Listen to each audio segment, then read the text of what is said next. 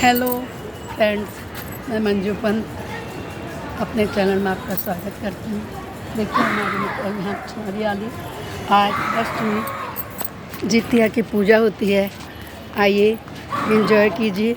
मैं आपको दिखाऊं, मैं आपको मिलाऊंगी कि कैसे हमारे सोसाइटी के लोग, वैसे तो ये बिहार का है मगर हमारे यहाँ सभी इसको मनाते हैं। बहुत कठिन व्रत होता है ये, जो पुत्रों के लिए किया जाता है और मुझे इसकी कथा भी सुना रहे हैं।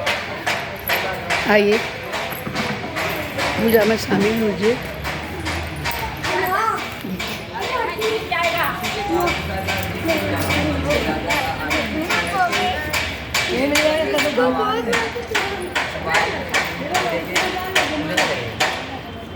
तंत्र कथा का श्रवण करें। पंडित जी कथा शुरू कर दी। पंडित जी कथा सुनी आपने? वरुण, इंद्र, महादेव और सब देवता लोग सुंदर स्थितों से करते हैं। पंडित जी कितनी देर हो रही कथा शुरू किए? इस परमेश्वर का शिक्षा सूत्र है। अभी आप कथा शुरू कर ही रहे हैं। ओके, करिए करिए। व्याकरण, नृत्य, ज्योतिष, छंद के अतिरिक्त वेदों द्वारा अल्पद क्रम पुरुषों के द्वारा मंदिर परिसर में कथा हो रही है। मैं आपको दिखाऊं। जिनके अंत को देवता और असुरों ने भी नहीं जाना है, उस परमेश्वर को नमस्कार करते हैं। कि एक समय नैमिषारण के रहने वाले सब मुनि लोग संसार के ऊपर कृपा की इच्छा से श्री सूत जी महाराज से पूछा कि इस भयंकर घोर कलयुग में बालक बहुत काल तक जीने वाले कैसे होंगे। सूत जी महाराज बोले कि द्वापर के अंत में जब कलयुग प्रवृत्त होगा, स्त्रियां करने लगी। द्वापर के अंत में जब कलयुग प्रवृत्त हुआ, तब दुखनी स्त्रियां विचार करने लगी कि माता जीती उनके आगे लड़के नष्ट हो जाते हैं। माता जीती रहती है। देखिए पंडित जी कथा सुना रहे हैं कि जब कैसे यहाँ था बच्चे को प्लीज बच्चे उठो, जैसे दोनों नहीं ये भी उठेगा।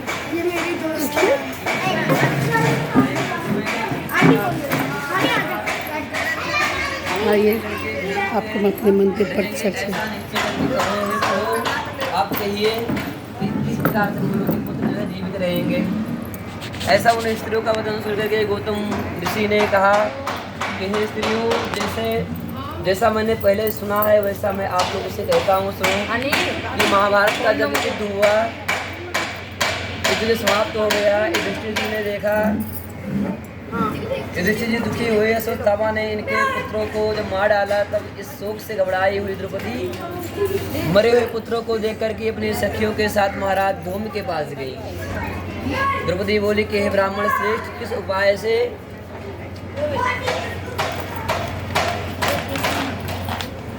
हमारे पुत्र दीर्घजीवी हुए, ये प्रसन्नता पूर्वक निश्चय करके कहिए।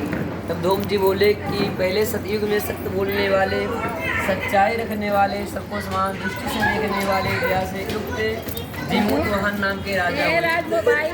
वह किसी समय अपने ससुराल में जाकर के अपनी स्त्री के साथ रहने लगे। उस गांव में आधी रात के समय पुत्र घबराते देखने आशा रहती एक दुखनी करुण क्या कहती हैं जी? आप ही सबको बांट रही हैं क्या? हाँ, जो पूजा में आएंगी ना होंगे बहुत अच्छा। रोना सुन करके दया से युक्त राजा का हृदय फट गया। राजा वहाँ जा करके बोला कि इनके मरने का कारण, तो वह बोली कि राजन रोज रोज गरुड़ मेरे लड़के को खाता है। वृद्धा का वचन सुन के दयालु राजा बोला, कुछ खड़ी रहा, तेरे पुत्र की रक्षा के लिए मैं यत्न करूँगा। यो कहकर राजा भय को छोड़ करके खाने के स्थान पर गया।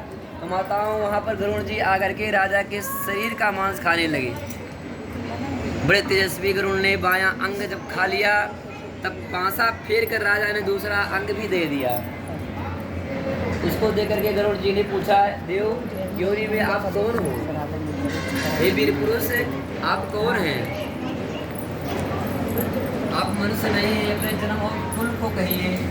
तो इसके बाद राजा स्वयं पीड़ा से घबराया हुआ बोला कि हे गरुड़, आप अपनी इच्छा पूर्वक भोजन कर लीजिए और व्रत के प्रश्नों से आपको क्या मतलब।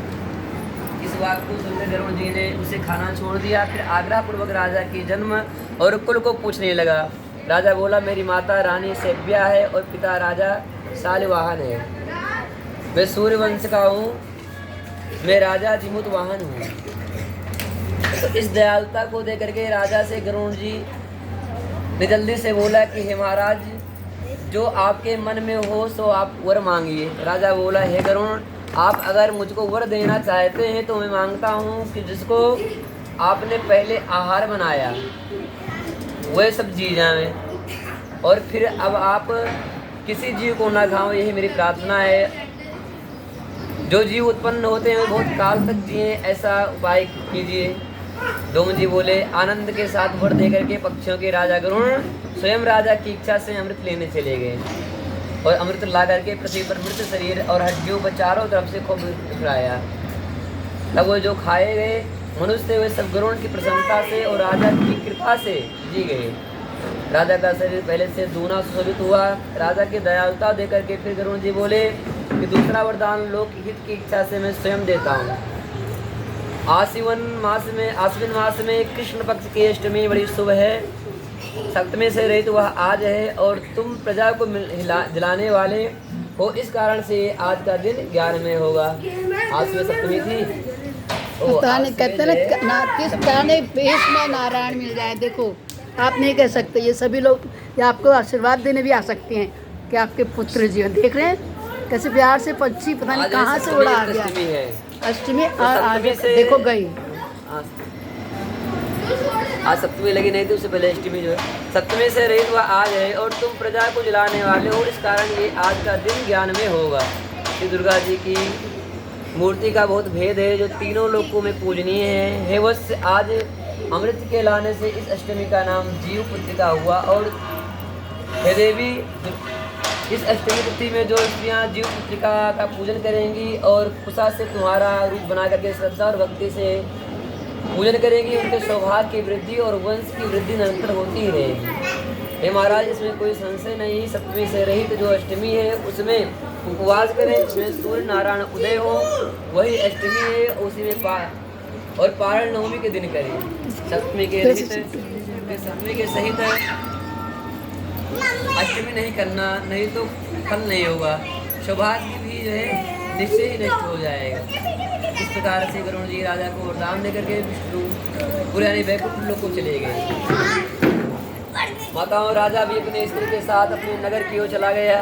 हे देवी, यह बहुत ही दुर्लभ व्रत मैंने आप लोगों से कहा, जिसके प्रभाव से लड़के बहुत दिनों तक जीवित रहते हैं। इस वास्ते हे देवी, इस व्रत को पूर्वोक्त विधि से करो, और इसमें पार्वती जी शैलपुत्री जो हैं उनका पूजन करो, तब तुमको फल की प्राप्ति होगी। मुनि के वचन को शैलपुत्री की पूजा करनी है। करके ग्राम की सब स्त्रियों को बुला करके इस उत्तम व्रत को उनसे कहा। गौतम ऋषि बोले कि इस व्रत के प्रभाव को सुनकर चिल्ली ने किसी सुंदर सखी सियारिन से कहा। उसने भी इस व्रत को स्वीकार किया। किसी पीपल की उली में रह करके चिल्ली व्रत को करने के लगी, तो उसी पीपल के खोहड़ में सियारिनी भी व्रत करने लगी। कहीं पर उत्तम ब्राह्मण से इस कथा को सुनकर चिल्ली ने अपने सखी सियारिन से, जो कि खोहड़ में बैठी थी, उससे कहा। आदि कथा को सुनकर के भूख से दुखी शरीर वाली सियारिन खोड़न से निकल करके जल्दी से मुर्दों से भरी हुई शमशान पर गई। वहाँ जाकर अपनी इच्छा पूर्वक सियारिन ने मांस को खाया, और चिल्ली ने निर्जल व्रत किया। प्रातःकाल हो गया। गौशाला में जाकर के सुगंधि युक्त सुंदर जल को पिया। वहीं पर स्वस्थ चित्त से नवमी के दिन नवमी में पारण किया। कुछ ही दिनों के बाद दोनों ने अपना शरीर को त्याग दिया। बाद में कौशलपुर में किसी धनी के घर गया। संयोग से दोनों का एक ही घर में जन्म हुआ। सियारिन की और चिल्ली की एक ही घर में जन्म हुआ। बड़ी बहन सियारिन हुई, छोटी बहन चिल्ली हुई। संपूर्ण लक्षणों से युक्त उस जाति का स्मरण रहा। आइए इधर बैठिए। नीचे बैठने नहीं बनेगा, बैठिएगा। अहिल का सिराज के मंत्री से ब्याही। तो गहर पत्ते अग्नि के समीप में विधि पूर्वक ब्याह किया। पूर्व जन्म के फल से मृगनयनी जाति का रानी से जो लड़का उत्पन्न हुआ, वो सब यमराज के घर चले गए। हाँ भैया, मृगनयनी से जो बालक उत्पन्न हुआ वह सब यमराज के घर चले गए। जाति का स्मरण रखने वाली दीवान की स्त्री ने 8 पुत्र उत्पन्न किए। 8 वसुओं की माता की तरह उसको देख करके राजा की स्त्री राजा के आगे ईर्षा के साथ बोली कि हे नाथ, मेरे वचन को आप पूर्ण करो और जिस रास्ते से मेरे लड़के यमराज के यहाँ गए हैं उसी रास्ते से अगर हमारा जीवन चाहते हो तो मेरी बहन की लड़की को भी पहुँचा दो। ये सुनकर राजा ने वैसा ही किया। इसके बाद जीवित पुत्रिका ने उनको जला दिया। एक समय वन में उनके सिर काट कर बांस की डोरी में रख करके उनके घर भेज दिया। वे सब से अनेकों रानी जी हमारे फूल भी रत्नों से युक्त हो गए, बिना चोट फोट के सभी जी गए। उन लड़कों को देखकर राजा की स्त्री बड़ी आश्चर्य को प्राप्त हुई। आकर के अपनी बहन से पूछने लगे कि तुमने कौन सा व्रत किया जिससे तुम्हारे लड़के बार बार मर के भी जी जाते। दीवान की स्त्री बोली, गुड़हल के फूल का महत्व होता है, इसको चढ़ाओ। दे दो एक उनको। नहीं, जिस पुत्रिका के व्रत को करती हुई तूने अच्छी तरह व्रत का पालन किया, उसी दोष से बहन तेरे लड़के नहीं जीते। मेरा व्रत नष्ट नहीं हुआ था, इसीलिए मेरे लड़के जीवित रहते हैं। हे प्यारी, अब तुम और राजा साहब इस व्रत को करो। इस व्रत के प्रभाव से तुम्हारे पुत्र अवश्य जीवित होंगे। हे भागवती, मैं सच कहती हूँ, उस व्रत को सुन करके उसने इस व्रत को किया।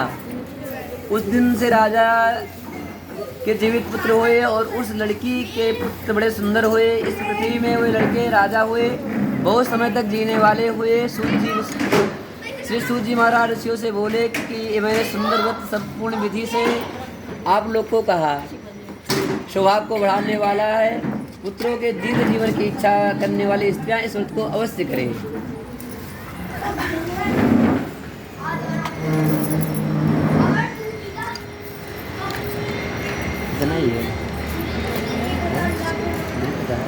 इस प्रकार उनके पुत्र जीवित हो गए। तो कहा गया है कि इसमें कृष्ण पक्ष की 7 और 8 के बीच वाले मध्य के इस व्रत को करना चाहिए। 7 हट करके 8वां लगा हुआ। हाँ जी, और वैसे तो अष्टमी कल भी है, मगर सप्तमी लगी हुई जो आज अष्टमी होती है ना, तो इसका व्रत का महत्व ज़्यादा है। कहते माना पड़ जाएगी, करना चाहिए, ये वाला आज ही होता है। कल जो है नवमी और जो है कल 10वीं लग जाएगी 10:30 बजे से। नवमी लग नवमी लग जाएगा। दूसरे 9वीं लगेगी। मम्मी के पास 10 घंटे से हाँ 9वीं लग जाएगी।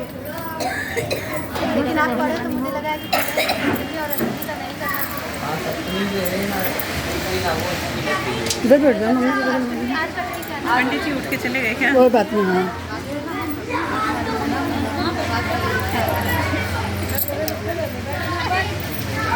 इस व्रत का महत्व सप्तमी और अष्टमी के मध्य का। सप्तमी से रही हुआ आज है। कल अष्टमी में प्लस नवमी हो जाएगी ना, तो इसलिए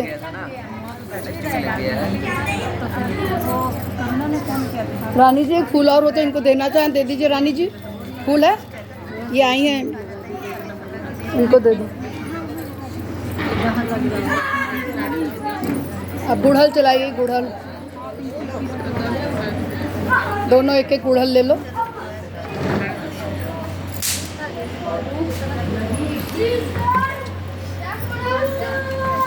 हमारी सोसाइटी की सभी महिलाएं इस व्रत को कर रही हैं। देखिए कैसे चढ़ा रही हैं, फूल पत्रम फल सब।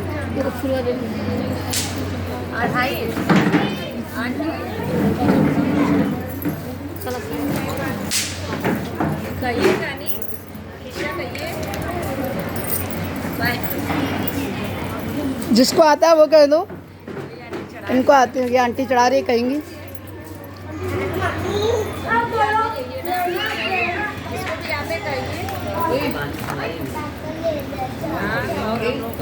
साधना को ही आता है शायद, हैं?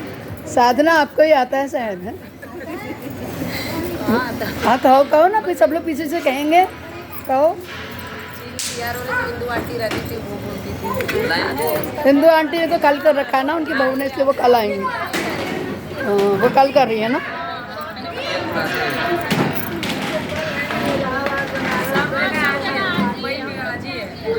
कल अष्टमी के साथ नवमी लग जाएगी ना, इसलिए कल का महत्व कम है, मगर करने वाले कर रहे हैं तो ऐसा कहना नहीं चाहिए।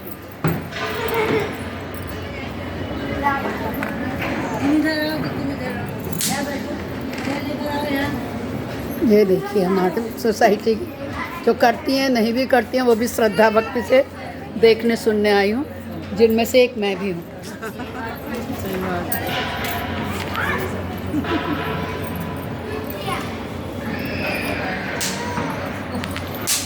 ये काम और जानी तो लगा दीजिए मेरे ऊपर। हाँ हेलो, आप लोगों ने देखा कि कैसे हमारे यहाँ सभी महिलाएं सज आई हुई हैं और जितिया की पूजा कर रही हैं। अभी कुछ लोग ऐसे हैं कि जो लोग कल भी करना चाहते हैं ना शायद, मगर पंडित जी का कहना है कि सप्तमी के साथ जब अष्टमी का समावेश हो तब इस व्रत को करना चाहिए। जो कल भी कर रहे हैं उनके लिए भी अच्छा है, ये बहुत अच्छा व्रत है। हमारे बिहार में चाहे कि ज़्यादा प्रचलित है ना, बिहार में और कहाँ पे है जी, पूर्वांचल और यूपी में ये व्रत खास तौर से किया जाता है। और हम इसको किसी प्रदेश में बांट नहीं सकते, ये पूरे ऑल इंडिया ऑल वर्ल्ड में किया जा सकता है, क्योंकि ये पुत्र के लिए सलामती के लिए ही होता है। हमारे पंडित जी ने यही कथा सुनाई, मगर जो देर में आए हम पंडित जी सोचते हैं कि आपके द्वारा उनके और कथा सुनाई जाए, है ना। वो लोग पूजा वूजा कर लें तो पंडित जी दोबारा से फिर से शुरू करेंगे। और क्या जो इधर वालों को धीरे से सुनाई